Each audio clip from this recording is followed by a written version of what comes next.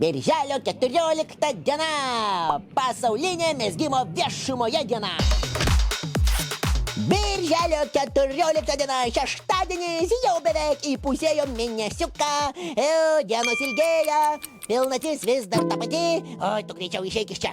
Gerai, šiandien vardadienį švenčia Rufinas Valerijus Labvardas. O geras labas ir vardas. Geras labvardas. Almina, Bazilijus ir Digna. Sveikinam visus.